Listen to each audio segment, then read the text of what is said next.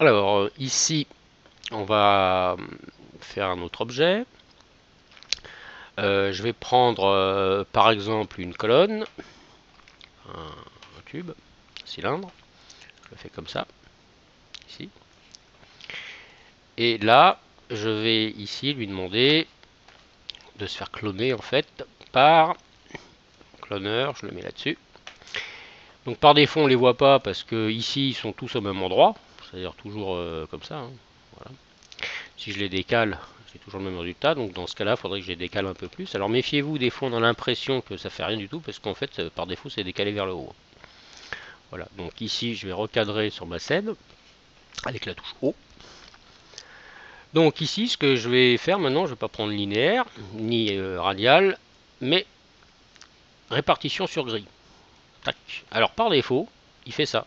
Alors pour ceux qui connaissent un peu After, ça ressemble un peu aux répartitions de laboratoire de particules.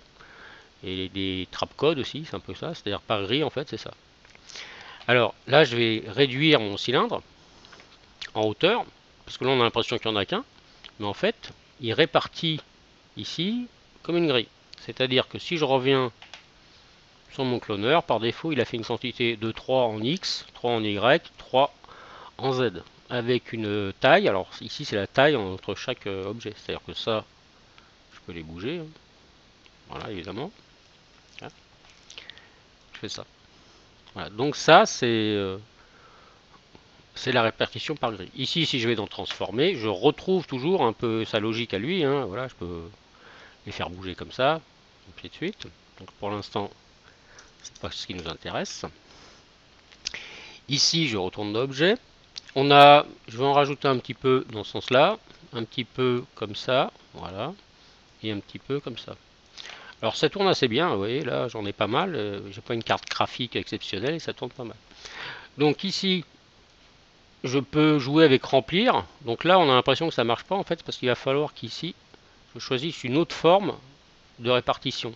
Donc là, on a cubique, mais je peux me mettre en sphérique, dans ce genre-là, ici, ou en cylindrique.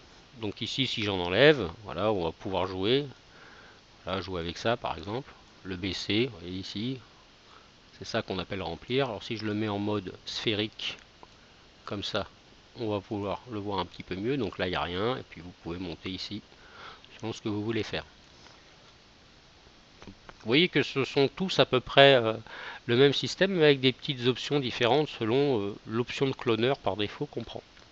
Alors, ici c'est pareil, hein, c'est-à-dire que je masque le cloneur, celui-là, je vais prendre juste ça. Voilà, je vais dire que ma colonne, bon, je vais la laisser par défaut, hein, 200, voilà. Ici, si on voulait faire des colonnes, en fait, sur un rayon, pardon. Là, je vais prendre ça, je vais mettre ici. Je vais prendre un tube. Le tube, je vais le faire un petit peu plus petit pour faire un petit chapiteau.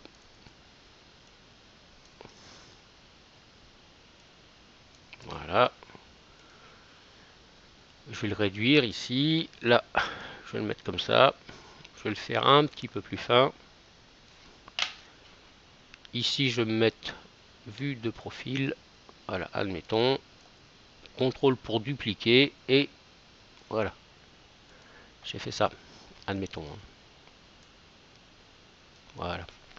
Ça et ça, je vais les rentrer là-dedans. Donc là, il faut que je les groupe. Grouper. Grouper les objets. Voilà, donc j'ai ça. Bah ici, je peux très bien faire par exemple des rangées de colonnes. Imaginons, je réaffiche mon cloneur ici. Voilà. Donc là, c'est plus ça qui m'intéresse. Je veux plus forcément ça. Moi, ce que je veux ici, régler, je veux une quantité en hauteur, j'en veux qu'un. Alors, je veux en gros une rangée. Voilà. Alors là, il faut que je remette ça ici et ici en cubique. Voilà. Voilà. Donc c'était une. Voilà. Ici, je vais dire qu'en X, j'en veux deux. Voilà. Et là, je vais en garder 7 par exemple. Et ici, je pourrais ici, par exemple, faire des... Vous voyez, si on voulait faire un petit temple, et on aurait déjà ces petites colonnes, par exemple. Voilà, je vais les remettre là. Alors l'avantage, c'est que ici, si je prends par exemple un petit tube qui est censé être mon chapiteau, à tout moment je peux le régler ici. Évidemment, comme c'est des clones, et ben si je reviens sur celui-là, si je dis par exemple celui-là je veux qu'il soit un petit peu plus large, ils sont tous plus larges. Si ici je crée une couleur, que je la mets là-dessus, donc je crée un nouveau matériau, je vais mettre admettons du rouge, c'est plus du magenta, voilà, ils sont tous cette couleur. Si je le duplique, j'ai ça, voilà, et ainsi de suite.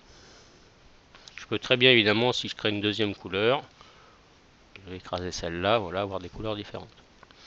Alors l'avantage de ça, c'est que si vous avez des répétitions à faire, vous pouvez très bien faire ça. C'est-à-dire que vous n'êtes pas obligé de faire des grilles, sous prétexte que c'est des grilles. Vous pouvez faire des options linéaires, c'est un peu plus poussé. Voilà.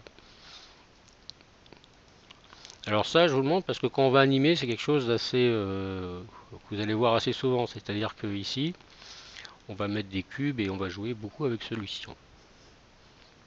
Voilà.